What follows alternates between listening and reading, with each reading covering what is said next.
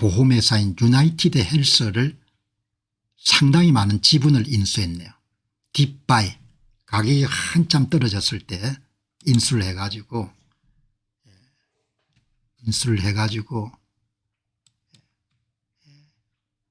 이제 가격이 올랐는데 여러분들 그 전에 여러분들이 보시게 되면은 유나이티드 헬스그룹입니다.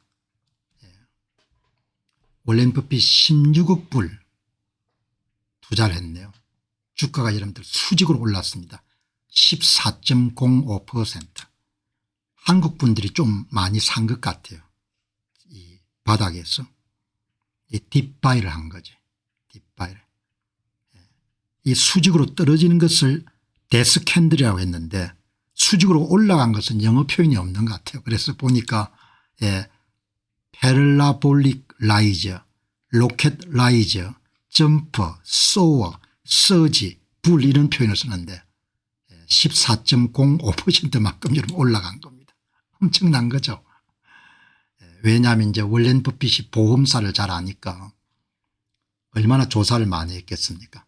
딱 현금 갖고 있다가 주가가 60% 정도 빠졌을 때 대거 매입한 겁니다.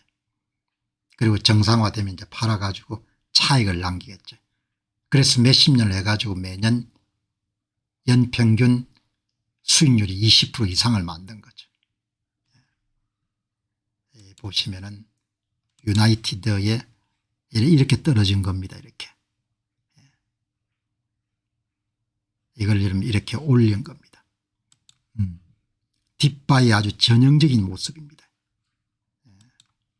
유나이티드 헬스를 점프를 했는데 2008년 이래로 가장 여러분들 높게 점프를 했는데 워렌 버핏이 주식을 사면서 워렌 버핏이 경영난을 겪고 있는 건강보험회사 유나이티드 헬스의 주식 500만 주 유나이티드 헬스 주가가 치솟았다. 빅쇼트의 투자자인 마이클 벌리와 애플루사 매니지먼트의 데이비드 테퍼도 이 회사가 쌀 때 상당한 규모의 지분을 공개했다. 이렇게 해서 여러분들 이 양반들이 단기적으로 보면 큰 돈을 번 겁니다. 며칠 전에 또 일라일릴라가 여러분들 14% 여기 또 투자한 사람들도 돈을 벌었겠죠. 큰 회사들입니다. 여기 보시게 되면은 미국의 헬스케어 분야가 5조 6천억인데 여기에서 일라일릴라가 6,860억 불 시장 가치 떨어지기 전에 그다음 여기 보시면은 여기에 유나이티드 헬스가 있을 겁니다. 어디 있죠? 노버, 파이브 여기 어디 있었는데 여기 안 보이네요. 유나이티드 헬스가 여기 들어있었던 것 같은데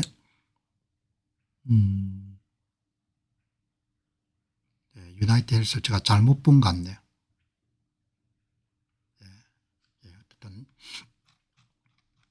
딥바이 그럼 이게 딥바이를 이 사람들은 할 수 있었던 것이 회사를 잘 아는 거죠. 좋은 회사라고 본인들 보고 있었던 겁니다. 싸니까 사면 안 되는 거죠. 그죠? 회사에 대한 확신이 있어야 되는 거죠. 그렇게 해서 여러분들 큰 이제 지분을 차지하게 됐는데 여기 보시면은 여기 보시죠. 이 회사가 굉장히 괜찮은 회사입니다. 이게 미국의 헬스케어 상장지수 펀드인 XLV가 갖고 있는 10개의 보유종명 자료를 보게 되면 4등입니다. 4등. 그러니까 굉장히 이 건강보험업계에서는 1등 회사 같아. 이 헬스케어 분야의 이런 XLV 헬스케어 분야의 섹터 투자죠. 헬스케어 분야의 상장지수 펀드입니다. 수익률이 그렇게 높지 않습니다. 다른 분야에 비해 가지고 XLV. 자, 워렌 버핏이랑 움직이게 되면 주가가 이제 올라가게 되기 때문에. 그다음 이제 오늘 좀 주의해야 될 것은 여러분들이 뭐 대부분 이런 실수는 안 하겠지만 상장지수 펀드에 두 가지 종류가 있지 않습니까? 하나는 이제 이런 시가총액 가중지수가 있고, 예를 들면은 10개 종목을 특정 상장지수 펀드가 보유하면은 시장에서 시가총액에 비례해 가지고 가중치를 두는 거죠. 기술주 같은 경우는 엔비디아하고 마이크로소프트사를 더 많이 보유하는 겁니다. 보통 상품이 이렇습니다. 마켓캡 웨이티드 ETF, 시가총액 가중 상장지수 펀드, 시가총액 가중 ETF입니다. 그런데 회사의 시장 가치에 관계없이 전부 다 똑같이 보유하는 겁니다. n분의 1로. 그거를 Equal Weighted ETF, 동등 가중 상장 지수 펀드라고 부르죠. 동등 가중 상장 지수 펀드는 가능한 투자해서 안 됩니다. 왜? 항상 성과가 떨어지니까. 시가총액 가중 상장 지수 펀드보다. 그래서 시장에서 상품도 많지 않습니다. 동등 가중 상품은. 다 알고 계시겠지만 한 번 정도 주의를 환기하는 의미에서 시가총액 가중 상장지수 펀드를 사야 되지, 동등 가중 상장지수 펀드를 사면은 대부분 다 돈을 잃게 되는 거죠. 오늘 나온 이 내용이 그겁니다. 오늘 나온 이유기. 동등 가중 상장지수는 투자를 주의해야 됩니다. 시장이 점점 대형주 위주로 짜여지고 있기 때문에 동등 가중 ETF는 항상 성과가 떨어집니다. 여러분 이 보시죠. 이게 SPY가, SPY는 가중 평균 가중 시가총액 가중 ETF입니다. SPY는 미국의 아주 대표적인 S&P 500을 추종하는 시가총액 가중 ETF고, RSP가 똑같이 이런 n분의 1씩 보유하는 동등 가중 ETF입니다. 이 비율이 그럼 3.47까지 올라간 겁니다. 성장률이 현저하게 떨어진다는 겁니다. 동등 가중 상장 지수 펀드가. 반도체 섹터도 똑같습니다. 형편없습니다. 성과가. 동등 가중 엔비디아나 뭐 다른 작은 반도체 업체나 똑같이 여러분들 보유하는 겁니다. 그런 게 필패입니다. 필패. 그 내용을 지금 이야기하는 겁니다. 역대 거의 사상 최고치로 올라선 겁니다. 동등 가중 상장 지수 펀드가 시가총액 가중 상장 지수 펀드에 대해서 현저하게 이런 성과가 안 나옵니다. 그런데도 동등 가중 상장 지수 펀드에 투자하시는 분이 계시기 때문에 제가 한번 주의를 환기하는 의미에서 이야기를 한 겁니다. 메가캡 시장 가치가 큰 대형주가 미국의 인덱스를 다시 쓰고 있습니다. 그렇게 이야기하는 겁니다. 그러니까 한 분이, 이분은 항상 네거티브합니다. 항상 여러분들 어두운 이야기를 하는데 익숙합니다. S&P 500의 초과 성과는 전형적인 경고 신호입니다. 시가총액 가중지수가 급등하는 동안 동등 가중지수가 뒤처지면 이것은 집중 위험을 알리는 신호입니다.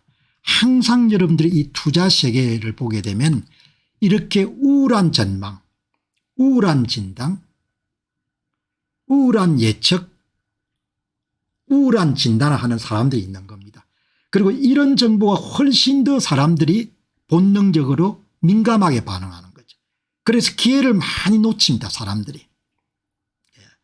투자 세계에 들어간 사람들은 기본적으로 잘 이해해야 되는 것이, 인간은 본능적으로 긍정적인 정보보다도 부정적인 정보에 훨씬 더 민감하게 반응하고 휘둘리기 쉽다는 겁니다. 시장이 대형주 위주로 재편되고 있는 부분들이 완전히 여기 밑에 부정적으로 보시는 분은 다르게 해석하는 겁니다. 그런 걸 잘 이해를 해야 되는 거죠. 지금처럼 주가가 굉장히 많이 뛰고 이렇기 때문에 사람들이 전부 다 경고합니다. 문제가 발생할 것이고 조정할 것이다. 가능성이 높습니다. 그러나 가능성이 높다는 거죠. 가능성이. 가능성이 현재야 될지는 아무도 알 수가 없는 거죠. 그래서 100만큼의 자원을 갖고 있으면은 한 10이나 20 정도는 지금 장에 들어갈 수도 있는 거죠. 그런데 뭐 시장이 터지고 뭡니까 세상이 뒤집어지고 이렇게 하기 때문에 절대 못 들어갑니다. 그럼 시장이 계속 올라버릴 수 있는 거죠. 금리가 하락하면 중소중주가 오른다고 합니다. 그건 나는 안 믿습니다. 몇십 년 동안 안 올랐습니다. 그런 이야기를 하는 사람이 많은데 몇십 년 동안 여러분들 이야기해도 안 오르는 겁니다. 그래서 여러분들 저는 그냥 다른 사람 통념을 주장하는 것이 아니고 그냥 이야기를 하는 겁니다. 이분도 똑같은 지금 이야기를 하는 겁니다. 오늘의 충격적인 통계 동정가중 S&P 500 상장지수 대 시가총액가중 S&P 500 상장지수의 비율이 1.26까지 떨어져서 2008년 이후 11월 이후에 최저치를 기록했습니다. 이 비율은 이제 2002년 10월에 기록했던 이전 최저치를 떨어졌습니다. 대형 기술주가 모든 것을 좌우하는 시대가 열리게 됐습니다. 큰일 났다. 시장이 과열됐다. 시장이 과열된 것 같아요. 시장이 과열된 것 같은데 진짜 여러분 시장이 엄청나게 여러분들 조정될지는 모르겠습니다. 그거를. 그래서 제가 여러분들 솔직하게 이야기하면 내가 모르겠다 이야기죠. 위험한 것까지는 알겠는데 진짜 터질지는 알 수가 없다는 거죠. 그래서 여러분들이 잘 판단해가 결정하시는데 확실한 거는 동등가중 상장지수펀드에 투자하면은 진짜 여러분들 뭐죠? 예, 손해를 많이 본다는 겁니다. 절대 그런 상품에 투자를 하면 안 되는 거죠. 여기 보시면은 이 여러분 보시기 바랍니다. 이게 여러분들 보시게 되면은 2008년도부터 그 이후에 늘 중소형주가 수익률이 낮았습니다. 2008년 이후에 계속해서 여러분들 중소형주가 계속해서 낮았을 겁니다. 2008년 2018년 10몇 년 동안 여러분들 소형주가 계속해서 성과가 떨어지는 겁니다. 그래도 사람들이 그냥 그런 데 또 투자하는 겁니다. 반도체 섹터가 그렇게 성장을 많이 했는데 반도체 섹터에 투자하는 동등 여러분들 가중평균 상장지수 펀드에 투자한 사람들은 진짜 쪽박입니다. 다 손해를 본 겁니다. 그래서 여러분 투자 방향 투자 분야를 잘 잡는 것이 중요합니다. 투자 방향 그냥 싸니까 사면 안 되는 겁니다. 싸니까. 제가 투자 세계에 입문하시는 분들이나 이런 분들에게 꼭 부탁드리고 싶은 것은 사전에 본인이 투자 방향 투자 목표 투자 기간 투자 분야를 잘 정해야 되는 거죠. 그런 거 어떻게 정합니까? 아니 이런 방송 계속 보면서 여러분들 본인이 정리를 해야 되는 거죠. 남들이 여러분들 그냥 먹여줄 수가 없지 않습니까? 사람이 투자를 해야 되지. 공 박사님 가르쳐 찍어 주십시오. 그게 말이 되냐 이야기죠. 대한민국 독립 미국이 지켜주시기 바랍니다. 우리 도널드 트럼프 대통령이 대한민국 사람들 주권 좀 찾아주시기 바랍니다. 얼마나 우스운 이야기입니까? 자기가 찾아야지. 공병호 TV를 보시고 진지하게 보시게 되면은 그냥 이런 한두 달 안에 통합니다. 도가 통합니다. 이리 귀한 방송을 안 보니까 맨날 당하는 거죠. 이거 사시오 저거 사시오 그런 이야기를 어떻게 합니까? 정권 방송이 이거 사시오 저거 사시오 그게 여러분들 얼마나 문제가 많은 주장입니까? 당신이 어떻게 아는데 이거 사라 저거 사라 하냐 이야기죠. 자기 견해를 갖춰야 되는 거죠. 그걸 도와드릴 수 있는 겁니다. 그런데 지금 시장이 이름 뜨거워가지고 시장이 붕괴가 된다. 경기 침체가 곧 온다. 인플레이션이 심화가 돼가지고 고용은 나빠지고 스태그플레이션 여러분들 계속해서 문제가 된다. 그런데 개인 투자자들은 또 열심히 삽니다. 정신 나간 인간들이다 이렇게 생각할 수가 있는데 그렇지만 정신 나갔다고만 이야기하면 또 안 되는 거죠. 저 사람들이 왜 자꾸 살까. 리테일 트레이더들이 매일 30억 불 정도를 계속 사는 겁니다. 이 사는 게 여러분들 증가하는 겁니다. 이 보시기 바랍니다. 평균 리테일 트레이딩이 전체 여러분들 주식 거래 물량 가운데 14%를 차지했는데 평균 역사적 평균치가 지금 16%를 넘어선 겁니다. 왜 이렇게 할까 생각해 봐야 되는 거죠. 장이 무너질 거라 해서 무너질 때까지 기다리면 무너지면 좋은데 안 무너지면 손해를 보는 거죠. 그죠? 그리고 여러분들 정권 같은 거 주식 투자할 때 찍어 주십시오. 이거 사십시오. 그런 거 믿으면 안 됩니다. 누굴 믿겠습니까? 사기꾼들이 더글더글 하는데. 그리고 제가 묻고 싶은 것은 당신이 어떻게 하냐 이야기죠. 저는 모른다고 이야기하지 않습니까? 어느 주식이 뜰지 어떻게 이야기를 합니까? 시장이 붕괴가 될지 올라갈지 어떻게 이야기하냐. 그걸 자신 있게 이야기해? 그럼 사기꾼이죠. 시나리오에 대해서 이야기를 하지만 확신 있게 이야기를 안 하지 않습니까? 그런데 이게 산다야 개인 투자자들이. 왜 사냐 인간들아 정신 나간 인간들아 이렇게 하기에는 너무 그거 하다는 이야기입니다.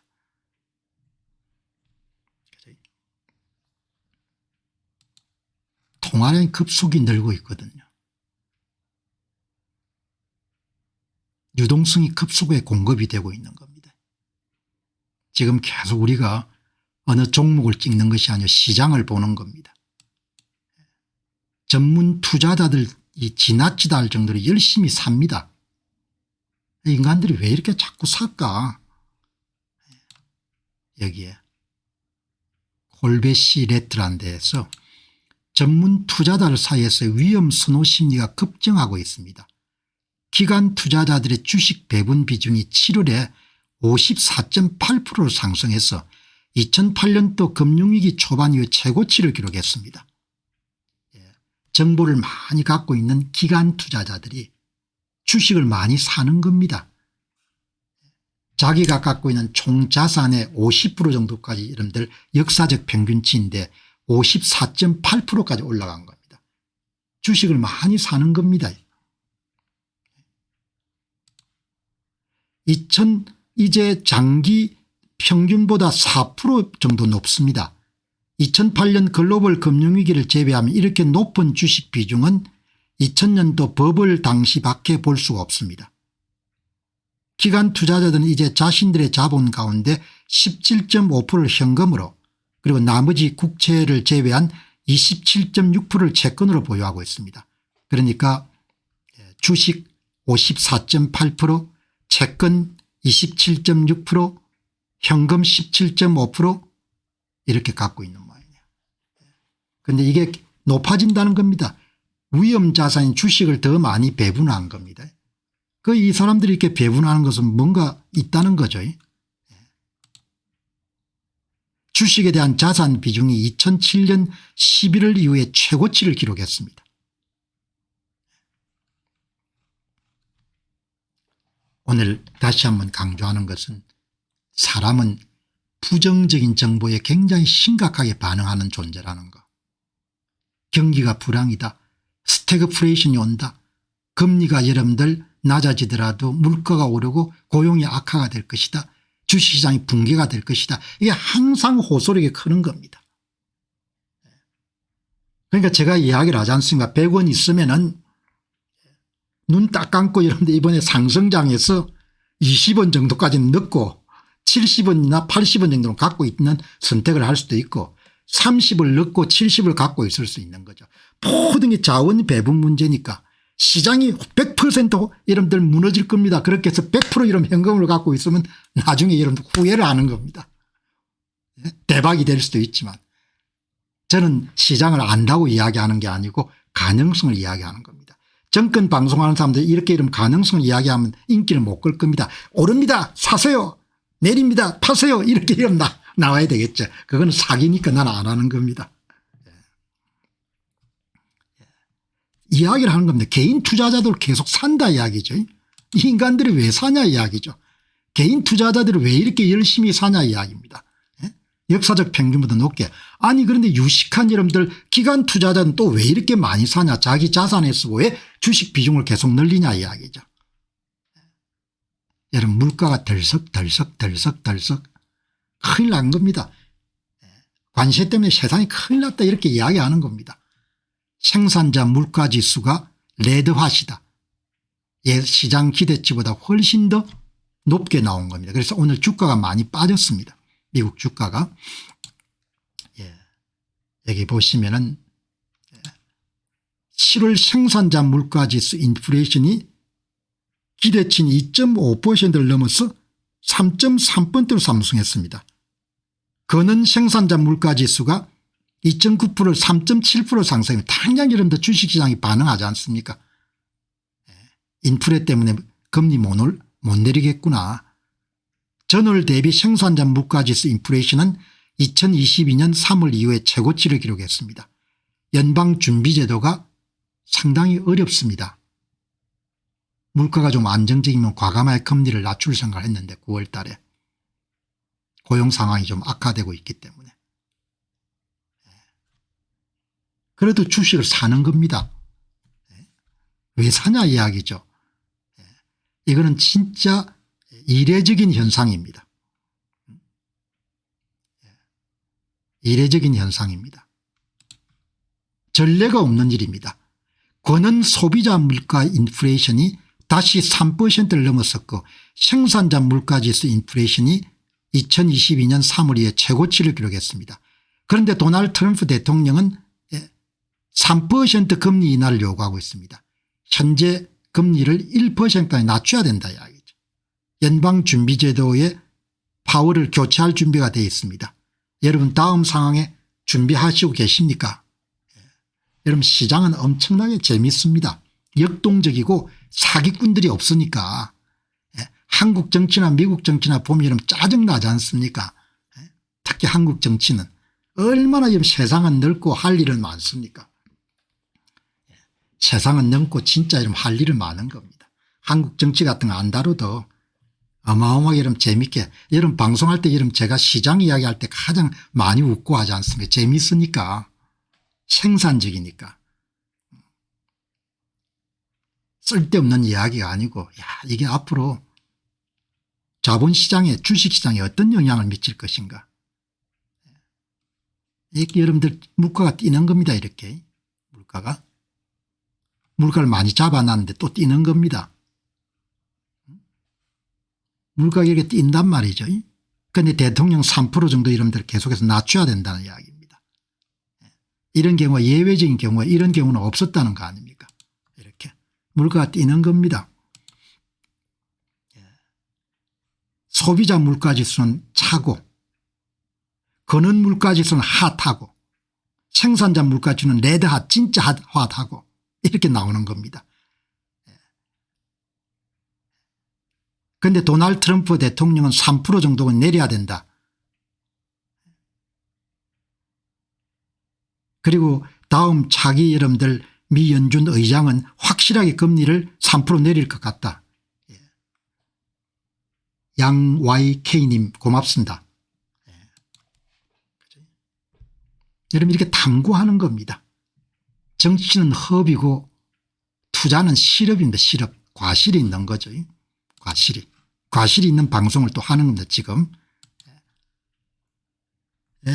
소비자 물가지수 거는 생산자 지수 생산자 지수가 이게 다 이러면 뜨거운데 대통령이 지금 난리치는 겁니다. 3% 낮춰라. 그러면 이제 우리가 여러분 물어보는 겁니다.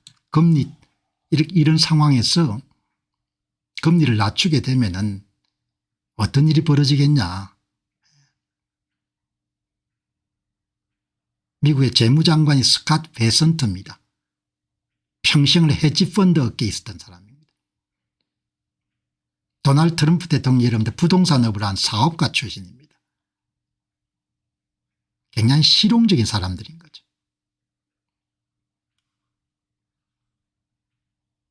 금리를 낮추고 여러분 통화 공급이 증가되는 겁니다. 그럼 어떻게 되겠습니까? 유동성 증가, 주식시장은 수익률을 기대할 수 있는 매력적인 투자처로 변모하게 됩니다. 자금이 주식시장으로 유입되어 주가가 상승할 겁니다. 기업 수익 기대. 투자자들은 기업의 미래이익이 늘어날 것으로 기대하고 주식 매수에 나서며 주가가 오릅니다. 실질금리 하락. 인플레이션이 발생하면 실질금리, 명목금리 빼기 인플레이션율이 더 낮아지거나 마이너스가 될 수 있습니다. 실질금리가 낮아지면 채권 같은 안전자산의 매력이 떨어집니다. 상대적으로 높은 수익을 기대할 수 있는 위험자산인 주식의 매력이 커지는 겁니다. 예. 예. 더 많은 유동성, 로켓 연료를 공급하는 걸 뜻합니다. 금리를 낮추는 것은 이것은 시장을 과열시켜 거품을 만들거나 예상치 못한 부작용을 초래할 수가 있을 것입니다.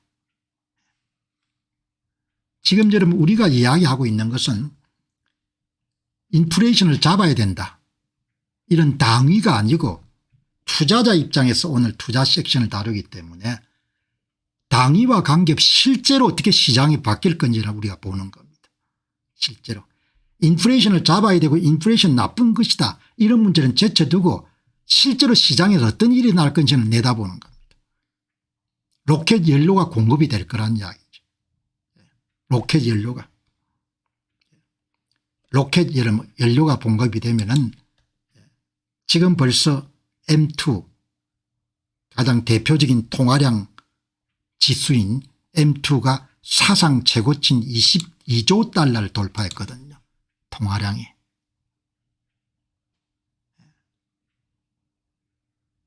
그지? 통화량이 계속 늘어나는 겁니다. 네? 이렇게.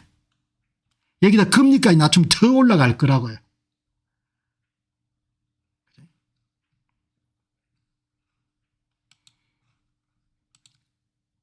자산 가격 상승 압력이 발생할 것이고 풍부한 통화 공급이 주식시장으로 흘러들어갈 것이고 낮은 금리 환경이 투자자들의 예금이나 채권 같은 이자 수익 자산보다 주식 같은 위협 자산에 더 매력을 갖게 만들 것이고 이 시장이 가열될 가능성이 높은 거죠.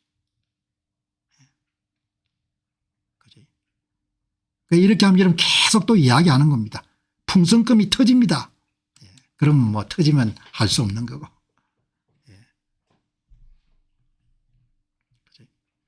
자산 좀 배분해 가지고 조금은 그냥 들어가는 것도 괜찮겠다 이렇게 보는 거죠.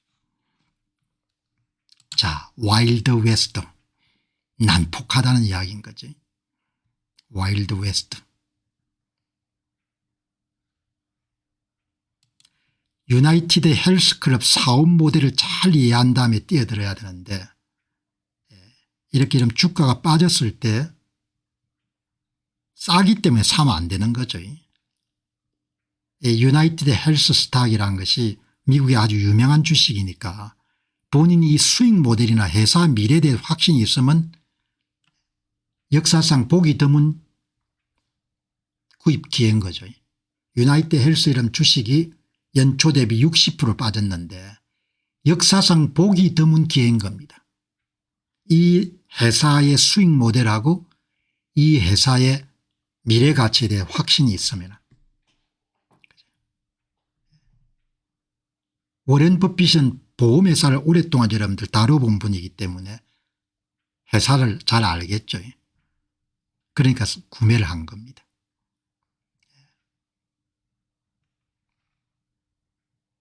아주 좋은 회사 같아요 보니까. 유나이티드 헬스 그룹. 그런데 저는 잘 모릅니다. 이 회사 모델을. 그냥 미국 최대의 건강보험회사다 정도는 알지만 확신이 안 드는 겁니다. 일라이 릴리는 알겠어요. 신약 개발 회사니까. 존슨앤존슨은 뭐죠? 소비재를 파는 회사니까. 에브비 다 아는 겁니다. 에보트 레보터리 다 이런 신약 회사들이니까. 그러나 여기에 유나이티드 헬스클럽은 잘 모르겠습니다. 보험회사인데. 그러니까 이런 회사들은 주식이 많이 떨어질 때 살 수가 없는 겁니다. 모르니까. 그 사업 모델 이런 보험회사 사업 모델을 정확하게 제가 이해를 못 하겠어요. 그게 돈이 얼마나 벌어지는지 뭐 들여다보면 알겠지만 그렇게 여러분들 지금 돌아가는 거죠. 그 미국의 4등 정도 여러분들 XLV에서 네 번째로 큰 비중을 차지할 정도니까 굉장히 좋은 회사는 좋은 회사네요. 그 60% 떨어졌으니까 엄청난 기회인 거죠 이번에. 딥바이 할 수가 있는. 월렌 버핏이 이제 기회를 잡은 거죠. 돈이 여러분들 유동성이 이렇게 많이 공급이 돼 가지고 돈이 투자 시장에 계속 이렇게 들어가는 겁니다 이게. 이 돈들이 미국의 대표적인 통화지수인 M2가 역사상 최고점을 기록한 겁니다. 22조 달러. 이 돈이 어디 가겠습니까? 땅속으로 가겠습니까? 어디로 가겠습니까? 이게 주식시장이나 가상화폐 시장으로 들어가는 겁니다. 이렇게. 가상화폐. 가상화폐 시장에 여러분들 ETF가 급속히 여러분들 성장하는 겁니다. 비트코인, 이더리움 이런 여러분들 ETF가 비트코인을 여러분 혼자 사기에는 너무 단위가 크니까 ETF를 사는 거죠. 유동성이 ETF 시장으로 들어가는 겁니다. 가상화폐 ETF 시장으로. 대단하네요. 여러분 이게 뭘 이야기하는 거 하니까 미국의 전체 상장지수펀드 시장에서 가상화폐 ETF를 나타낸 겁니다. 그게 급속하게 비중이 높았습니다. 이번 사태 이전에 한 0.6%였는데 지금 1.4% 1.6%까지 차지한 겁니다. 비트코인 ETF만. 모든 여러분들 ETF 가운데. 하여튼 참 미국의 금융시장에 있는 사람들 대단해요. 비트코인을 가지고 또 ETF를 만들 정도니까 0.6%에서 비트코인 ETF가 전체 ETF에 차지하는 비중이 1.6%까지 올라간 겁니다. 암호화폐 시장이 확장되고 있습니다. 미국에 상장된 모든 ETF에서 비트코인과 이더리움 ETF가 차지하는 시장 점유율이 기록적인 1.6%까지 올랐습니다. 이 비율은 지난 12개월 동안 2배로 성장했습니다. 지난 3일 동안만 투자자들이 이더리움 ETF에 22억 달러, 비트코인 ETF에 3억 3,100만 달러를 쏟아부었습니다. 암호화폐 채택이 가속화되고 있습니다. 돈이 되니까 ETF를 다 만든 거죠. 미국의 대표적인 ETF 여러분들 비트코인 ETF 한번 보시기 바랍니다. 가장 유명한 자산회사 가운데 하나인 블랙록, IBIT, 클레이스케일, BTC 이걸 터커라고 이렇게 부르죠. 피델리티 증권회사, FBTC, 프로세어저, 비토, BITO iShare가 이런 돈을 가장 많이 모은 모양이네요. 2025년 3월 기준이니까 지금 뭐 1,100억 모았을 겁니다. 운용 묘수가 비싸네요. 0.25%인데 2026년 1월부터 0.5%. 반도체 섹터의 가장 비싼 여러분들 운용 수수료가 0.35% 0.5%네. 그냥 투자자들 돈을 이렇게 다 빼먹는 겁니다. ETF 아니면 비트코인을 살 수 있는 방법이 없으니까 한 개당 뭐 10몇만 원씩 하니까 어떻게 직접 투자하겠습니까? 비트코인 투자하려면 이렇게 ETF를 통할 수밖에. 그래도 글레이스케일이나 2등 업체는 좀 괜찮네. 0.15%. 프로세어즈 비트코인 스트래티지는 0.95%네. 진짜 나쁜 사람들이네. 운용수수를 0.95% 받으면 어떻게 합니까?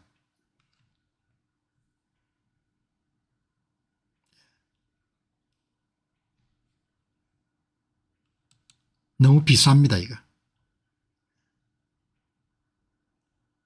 그리고 여러분 이 조사해 보면 뭐 특별한 노하우도 필요 없습니다. 그냥 비트코인만 사면 됩니다. 그런데 0.5% 받으면 되겠습니까? 예? 여러분 블랙록이 여러분들 앞으로 여기 여러분들 그냥 100% 뭡니까? 이 그냥 비트코인만 사는 겁니다. 비트코인만. 비트코인만 이렇게 갖고 있는 펀드인 겁니다. 뭐 여러분들 정권 상장지수 펀드처럼 몇 개를 갖고 있는 게 아니고 하나만 있는 거 하나만. 근데 무슨 0.5%나 받냐 이야기예요. 에휴, 그러니까 여러분 금융하는 사람들이 이렇게 돈을 다 이렇게 빼먹는 겁니다. 이렇게 다 빼먹기 때문에 정신 똑바로 안 차리면 그냥 여기서 빼먹고 저기서 빼먹고 탈탈 트는 거죠. 뭘 이렇게 한 개 여러분들 비트코인만 돈 모아가 사는 업인데 무슨 수수료 0.50이나 여러분 드려야 됩니까? 여러분 비단 안기님처럼 운영수수료 0.5% 도둑놈 아닙니까? 이렇게 하는데 내가 이러면 이거 조사하면 여러분들 정신 차리라고 이야기하는 겁니다. 여기 어떤 사람은 0.95까지 여러분 받습니다. 프로세어즈라고 이름 유명하지 않습니까? 회사가 0.95% 말이 됩니까? 아니 돈 받아 비트코인 사는 건데 0.95% 받으면 어떻게 하냐 이야기죠. 금융회사들이 다 그렇게 좀 돈을 버는 겁니다. 여러분 아시라고 이야기하는 겁니다. 비트코인 여러분들이 ETF를 사라는 이야기는 절대 아닙니다. 견문을 넓히는 거죠. 여기 보시면 많이 올랐습니다. 올 한 해만 하더라도 저점에 투자한 사람들은 20% 정도 번 겁니다. 이 블랙록이 벌 1774억 불 됐네요. 3월 달에 50억 불이었는데 돈이 그만큼 들어가는 겁니다. 이게 글레이스케일 비트코인은 211억 불이네요. 1등업체가 블랙록이 되겠네요. 압도적으로 가겠네요. 0.5%씩 받으니까 처음에는 0.뭐 처음에는 몇 프로입니까? 0.25 해가지고 사람들을 꼬은 다음에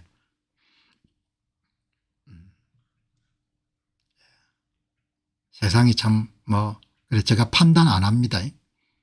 비트코인이 어떻다 이렇게 하는 게 아니고 그냥 세상이 대세가 돼가는 겁니다. 이렇게 실체가 없는데 다 돈을 투자를 하는 겁니다. 많은 사람들이 갖고 싶어 하니까 가격은 오를 수밖에 없는 거죠. 레버리지드 트레이디드 프로덕트 ETPS라고 그러네. 한 배 오르면 한 배 먹는 거, 두 배 먹는 거, 세 배 먹는 거 레버리지 상품을 ETPS라고 표현하네요. 이런 방송 이름 준비하면서 용어도 좀 읽히는 겁니다. 소액 자본으로 더 큰 규모의 투자 효과를 목표로 설계된 금융상품입니다. 우리나라 사람들도 많이 하죠. 레버리지 반도체 섹터에 대한 투자 이런 거 하는 겁니다. 반도체 섹터가 자체가 변동성이 큰데 거기다 또 레버리지까지 하는 거니까 어마어마한 겁니다. 엄청나게 많이 늘었습니다. 이 보시기 바랍니다. 세상이 정신이 나갔습니다. 완전히 뭐죠? 돈 넣고 돈 먹기로 바뀌는 겁니다. 레버리지 주식 상품들이 이렇게 급속하게 늘어난 겁니다. 레버리지 거래 상품들. 레버리지 거래 활동이 급증하고 있습니다. 미국 레버리지 거래형 상품의 운용자산이 7월에 1190억 달러를 기록하며 최고치를 경신했습니다. 2022년 약세장 이전인 2020년의 최고치는 780억 달러였습니다. 3년 동안 ETP의 자산이 3배로 늘어났습니다. 2025년 한 해만 하더라도 미국에서 100개가 넘는 레버리지 상품 인버스 상품이 출시되었습니다. 2020년 기록인 73개를 넘었습니다. 레버리지 상품이 전례가 없이 여러분들 뛰어난 겁니다. 어마어마한 거죠.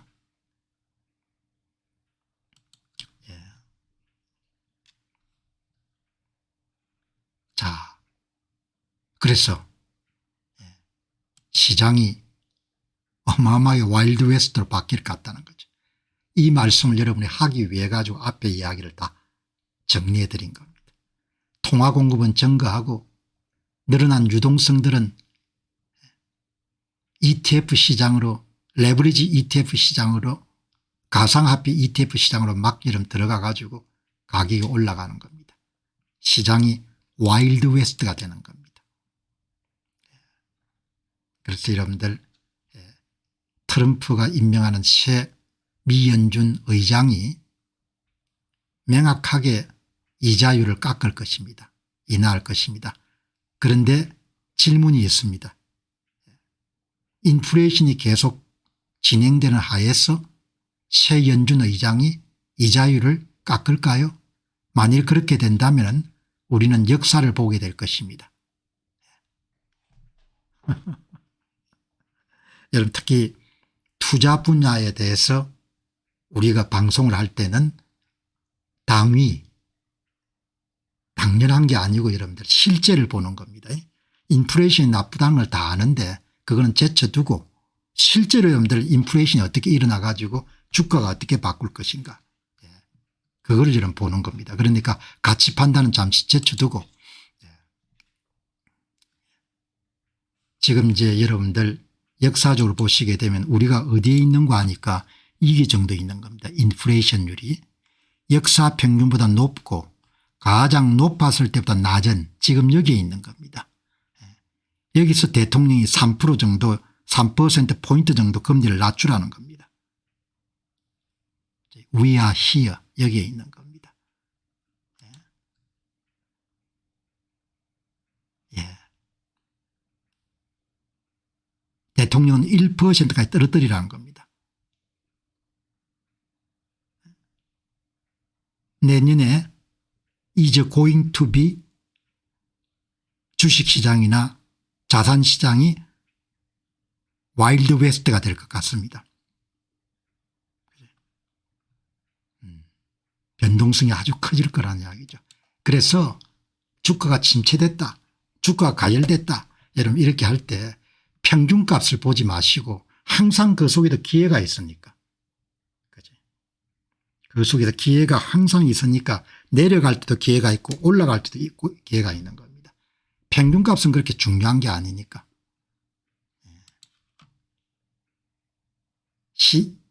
이자율이 인하하는 것이 가까이 다가옴에 따라 우리는 다양한 자산시장에서 폭발적인 움직임을 기대할 수 있을 겁니다. 투자자들에게 2026년은 역사적인 한 해가 될 겁니다.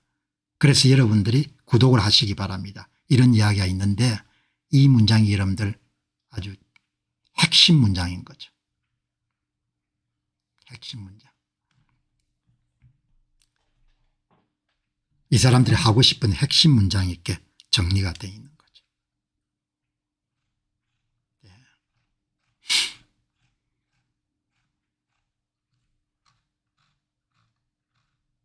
자, 와일드 웨스트. 너무 뜨거운 시장에 대한 반복적인 경고. 어제 여러분들 방송을 보신 분이 아니 지금 이렇게 이러면 시장이 폭락할 가능성이 높은데 주식시장에 대한 방송을 하시면 어떻겠습니까? 이렇게 한 분이 말씀을 해 놓으셨는데 계속 제가 경고하지 않습니까? 시장에 대한 경고를. 그렇지만 뭐 시장이 무너진다고 해가 시장은 없어지지 않으니까 계속 시장을 다루고 공부를 하는 거죠. 위험한 건 위험한 겁니다. 뭐 근데 리스크 없이 여러분들 돈을 어떻게 벌겠습니까? 리스크는 항상 있을 수밖에 없는 거죠.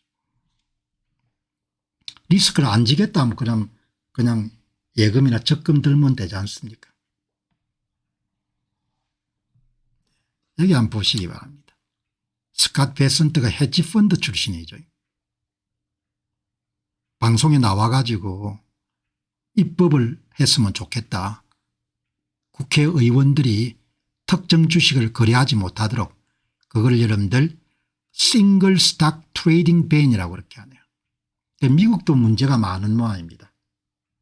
그러니까 업무를 수행하던 공직자가 업무 중에 취득한 정보를 이용해 가지고 주식 거래를 하는 겁니다.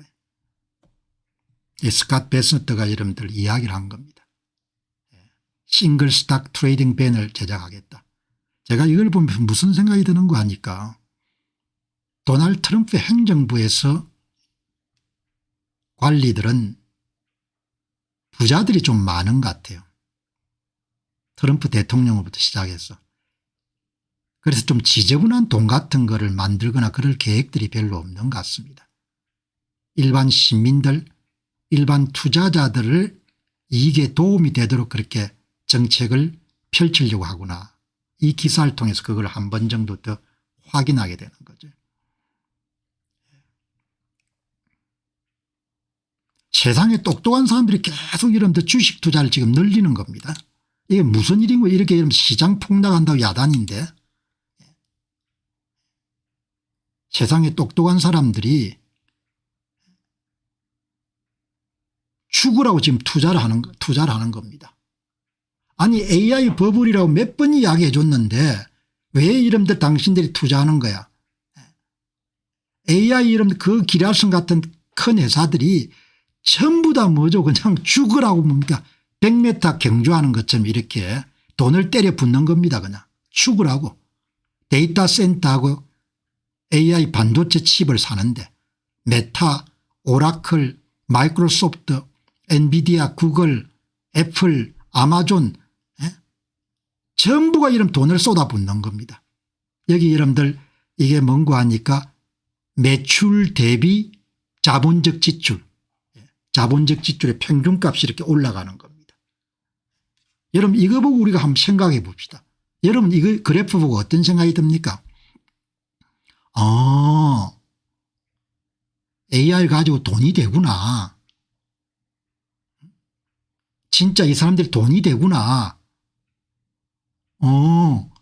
AI 투자 늘려놓으면 돈을 더 많이 벌 모양이구나. 미치지 않고선 돈을 이렇게 여러분들 투자를 안 할 거 아닙니까?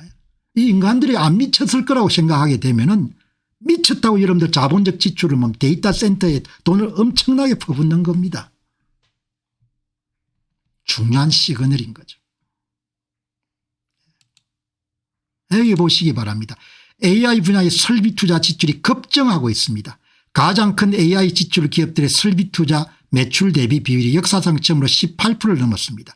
지난 18개월 동안 이 비율이 거의 2배가 됐습니다. 참고로 2020년 팬데믹 이전에는 이 기업들의 매출의 AI 지출이 차지한 비율이 반 8%밖에 안 됐습니다. 아마존, 애플, 구글, 메타, 마이크로소프트, 엔비디아, 오라클 등 거대 기술 기업들이 이러한 급증세를 주도하고 있습니다. 이들의 기술 부문 내 합산 시장 점유율은 기록적인 33%를 기록했습니다. 메타는 AI를 위한 맨해튼 크기의 데이터 센터를 건설할 계획입니다. AI 군비 경쟁이 가속화되고 있습니다. 과잉 투자 뭐 가능한 이야기죠. 사업가들은 어떻게 판단하고 있냐. 엄청난 건강이 저기에 있다 이렇게 보는 겁니다. 네.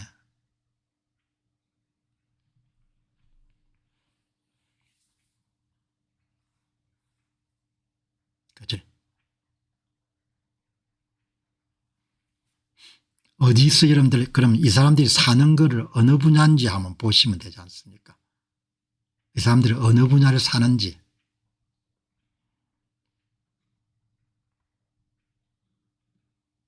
어느 분야를 여러분들 사겠습니까?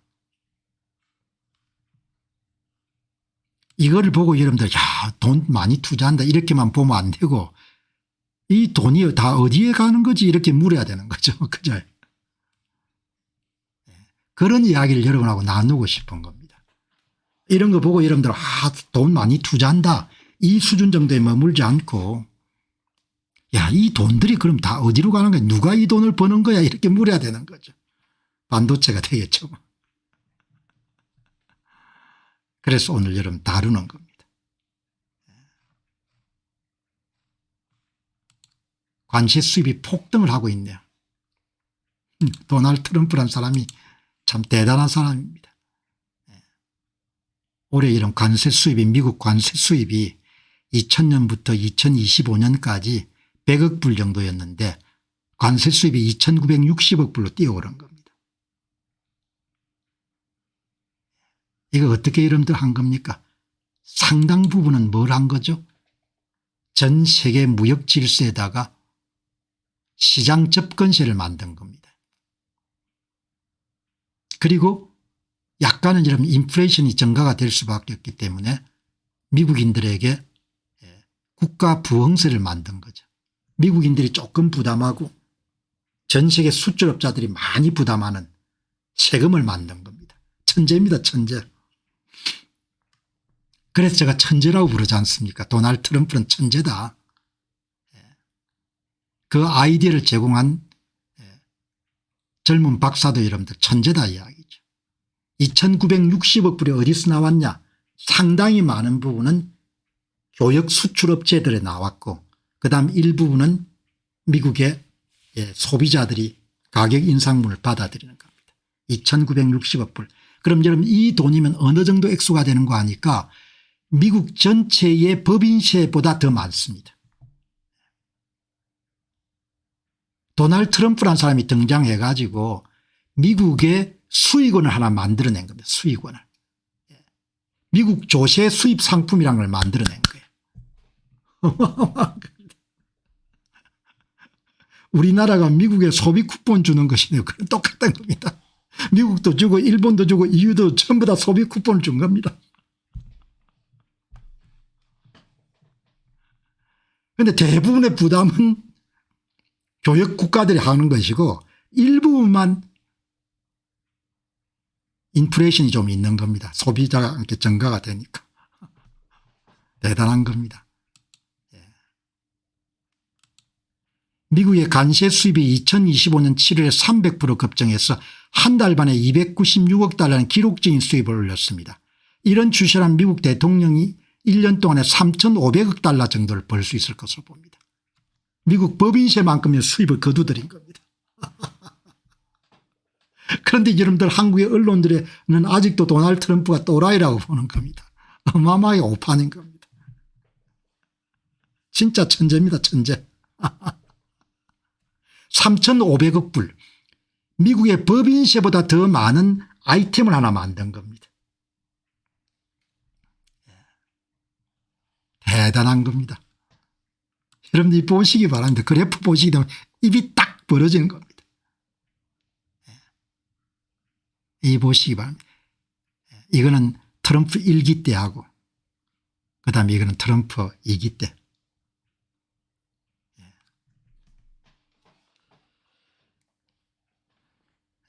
그 이제 저소득층 한께는 이제 돈을 조금 뿌릴 모양입니다. 자, 여러분 이제 오늘 투자에 대한 한번 이제 오늘 이 마지막에 조금 말씀을 드려야겠다라고 생각한 것은 어제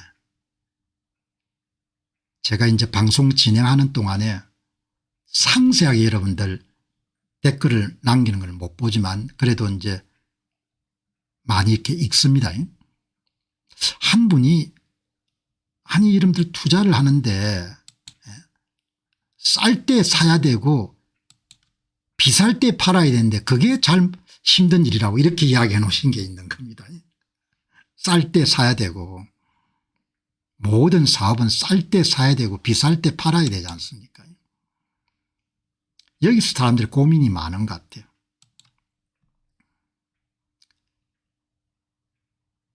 비쌀 때 왜 팔아야 됩니까? 더 비싸질 수가 있잖아요. 제가 방송에서 자주 말씀드린 내용이 도널드 트럼프란 사람을 정신 나간 사람이라고 생각하는 사람도 있겠지만 나는 대단하다고 보는 것이 역대 미국 대통령이 미국 시장을 바라보는 시각을 통념과 관념과 대세를 추종했다고 생각하면은 도널드 트럼프 대통령은 완전히 자기 방식으로 미국 시장을 재해석했거든요. 미국 시장은 미국이 갖고 있는 가장 큰 강력한 무기고 경쟁력이다. 전 세계 사업가들은 미국 시장에 진입하지 못해서 사업을 할 수가 없다. 그래서 미국 시장에 진입하는 것 자체가 특권이다. 그게 공짜 재화가 아니다. 그래서 미국 시장 접근세를 내라. 그게 관세정책의 핵심 포인트지 않습니까? 도널드 트럼프가 완전히 자기 방식으로 재해석한 겁니다. 네오님 고맙습니다. 여러분 이 생각 한번 바꿔보시기 바랍니다. 왜 주식 투자를 하면 팔아야 됩니까? 왜 팔죠? 팔고 나서 여러분 그 돈을 가지고 다른 데 투자하려고요? 여러분 옛날에 사람들이 뭘 많이 했습니까? 우표 수집을 많이 했습니다. 우표 수집을. 우표 수집을 엄청나게 많이 했죠. 최근에 한 분을 만나니까 부모님이 어마어마하게 많은 귀한 우표를 모았는데 요즘에 우표 수집하는 사람이 없어 가지고 그 우표를 팔기 위해서 갔더만은 거의 종이값밖에 안 주려고 해서 너무나 속이 상했다. 부모님이 여러분들 지금처럼 ETF 시장에 있었으면 ETF 투자했으면 엄청나게 돈을 벌었을 겁니다. 우표는 돈을 벌지 않지 않습니까? 희소성 때문에 돈이 오를 줄 알았는데 그래서 자식한테 이런 애지중지해서 물려줬는데 거의 값이 안 나가는 겁니다. 우표 수집할 때 팔려고 우표 수집합니까? 안 하잖아요. 계속 모으지 않습니까? 주식 투자를 그렇게 생각하면 되지 않습니까? 계속 모은다. 아니 계속 어떻게 모읍니까? 그래서 월렌 버핏이 이야기하지 않습니까? 투자할 때 훌륭한 기업 선택에 투자해라. 평생 갖고 있는 그런 기업이 아니면은 하루라도 그 기업의 주식에 투자하지 말라. 얼마나 여러분들 명언입니까? 주식 투자는 우표 수집처럼 하면 되는 거죠. 다른 사람은 여러분 샀다 팔다 어떻게 하는지 모르겠는데 딱 접고 내가 한번 사면은 안 판다 이렇게 생각해 버리게 되면은 고민 하나가 없어지는 겁니다. 무슨 고민인가 하니까 언제 팔아야 될지가 없는 겁니다. 두 번째, 주식 투자는 우표 수집하고 똑같다. 그런데 차이는 우표 수집은 돈을 못 만들어내지만 주식의 여러분 상장지수 펀드에 투자는 잘하면 1년에 연평균 10% 정도 계속 자기 정식으로 복리로 재산을 불릴 수가 있다. 얼마나 멋진 생각입니까? 팔 필요가 없는 거예요. 쌀 때 사야 되고 비쌀 때 팔아야 되는데요. 그게 이런 고정관념인 거죠. 대부분 사람들이 그렇게 생각하는 겁니다. 내가 오늘 특별한 것은 아니지만 그 점을 한번 강조하고 싶은 것이 쌀 때 사는 것 빼고는 딴 거 없다는 겁니다. 그냥 계속 모으는 겁니다. 오르든 내리든 관계없이 비가 오든 내리든 관계없이 일단 자기가 구매한 주식은 안 판다는 겁니다. 왜? 자기는 너무 훌륭한 기업만 여러분 주식을 샀기 때문에. 그러면 완전히 여러분 주식이 뭔고 하니까 정기적금처럼 바뀌게 되는 겁니다. 우편 수집처럼 바뀌어가는 거죠. 팔 일이 없으니까 계속 사기만 하면 됩니다. 한 주 사고 두 주 사고 세 주 사고. 단타도 짜릿합니다. 단타에가 돈을 못 버는 거죠. 그러니까 처음에 길을 잘 잡아야 되는 거죠. 가장 중요한 주식 투자의 여러분들의 기본적인 소위 그 근본 원칙을 잘 세워야 되는 겁니다. 쌀 때 괜찮은 가격에서 계속 사모은다. 아무거나 사모으는 게 아니고 진짜 훌륭한 기업을 사모은다. 진짜 훌륭한 기업. 그 여러분들 어제 말씀드렸다시피 50개의 전 세계에서 가장 가치 있는 기업. 그 가치 있는 50개 가운데 이런 다 털어버리고 10개만 딱 정하는 겁니다. 그것도 이런 부담스러움 다 털어버리고 5개만 정하는 겁니다. 그게 안 되면 분산을 해야 되고 하니 그냥 ETF 사는 겁니다.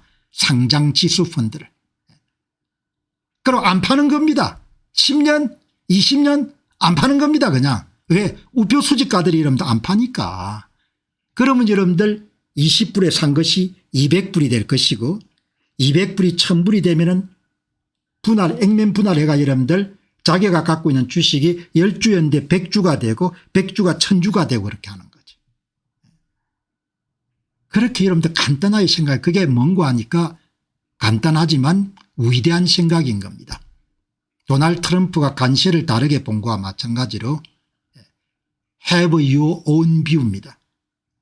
자기만의 특별한 관점을 가지는 거예요. 주식시장을 바라볼 때. 나는 그냥 사기만 한다. 그러면 고민이 싹 없어집니다. 사기만 한다. 사는데 한 주 두 주 산다. 이렇게 생각하기에는 큰 돈이 필요가 없는 겁니다. 예? 그렇게 여러분 정리를 하면은 오늘 투자의 정석에 대한 내용은 여러분들이 어제 실방송 하실 때 할 때 여러분이 던진 고민을 오늘 말끔하게 해결한 겁니다. 주식 투자는 훌륭한 일입니다. 왜? 잠을 자고 있을 때 자산이 정식이 되니까.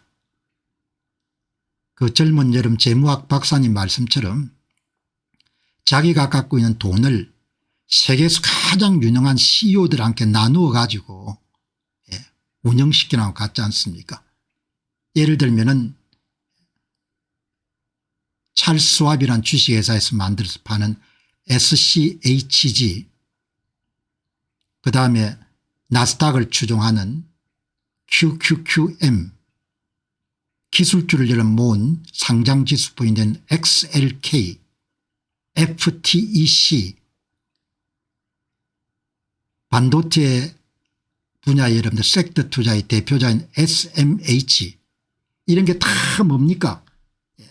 그 업계에 250명 500명 26명 이 CEO들한테 자기 돈을 맡기는 겁니다. 왜 그 돈을 여러분들 어문 사람한테 맡기냐 이야기죠. 왜 그 돈을 여러분 친척한테 여러분들 맡겨야 되는 겁니까?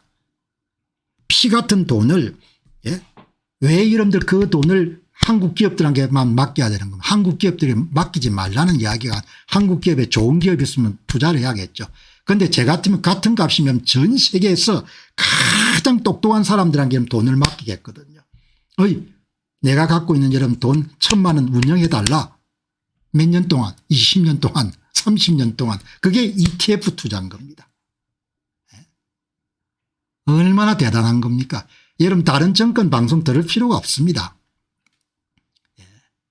세상을 관통한 것은 다 비슷하기 때문에 제가 여러분들 이 공부를 한 지가 얼마 안 됐지만 금세 본질을 꿰뚫지 않습니까? 본질을. 돈 여러분들 10,000원 20,000원 30,000원 생기면 여러분 우습게 생각하지 말고 찰스 왑이 만든 SCHG S&P 500 기업들 가운데 253개 기업에 투자하는 거 그거 여러분 주가 여러분 한 주당 지금 얼마입니까? 30불밖에 안 되면 30불. 30불이면 여러분 얼마죠? 한 30불이면 얼마 정도 됩니까? 한 4만 원?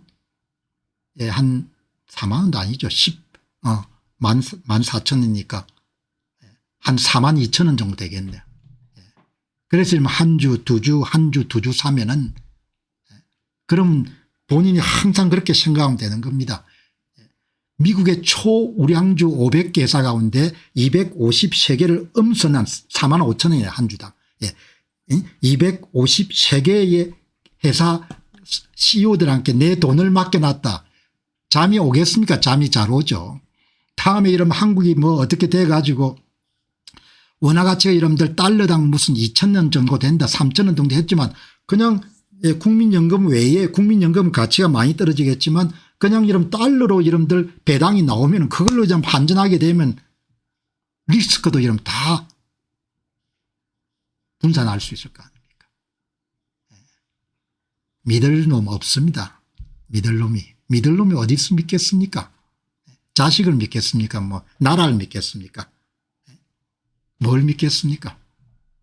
자, 그래서 오늘 핵심의 요지는 쌀 때 사서 그냥 우표 수입처럼 모으는 게 주식 투자고 그리고 개별 주식 투자는 가능하지 말고 왜냐하면 정보 분석력이라든지 이런 부분에서 기관 투자자나 고수들한테 따라갈 수가 없기 때문에 그냥 눈 감고 공 박사가 추천한 여러분들 ETF에 달러화 표시 ETF에 돈을 그냥 집어넣는 겁니다.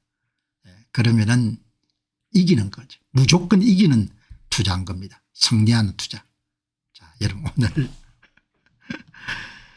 자 그렇게 하고 이렇게 좋은 이야기를 여러분 드려도 사람이 다 제각각 받아들이기 때문에 듣는 사람은 부자가 될 것이요. 그렇지 않은 사람들은 뭐 평균이 안 되겠습니까? 자, 오늘 마치고 여러분 내일 또 방송 드리겠습니다. 그리고 오늘 오후 8시에 제국의 쉐락 포르투갈의 이제 마지막 편 오늘 마지막 편 이 역사 스페셜 9번째입니다. 여러분 역사 스페셜은 진짜 제가 공을 많이 드립니다. 시간이 엄청나게 많이 들죠. 이 시사 문제 마치고 틈틈이 시간을 쪼개 가지고 여러분들 그 방송을 2시간짜리를 만드는 겁니다. 그래서 여러분 뭐 다른 역사 논평하거나 이러신 분이 계시겠지만 저하고는 완전히 다르게 방송할 겁니다. 앞에서 말씀드렸지 않습니까? 역사 문제를 접근할 때도 완전히 다른 시각으로 접근한 겁니다. 다른 시각으로. 그래서 오늘 8시에 시간 되시면은 여러분 함께 참여해 주시면 좋겠습니다. 마무리하도록 하겠습니다. 고맙습니다.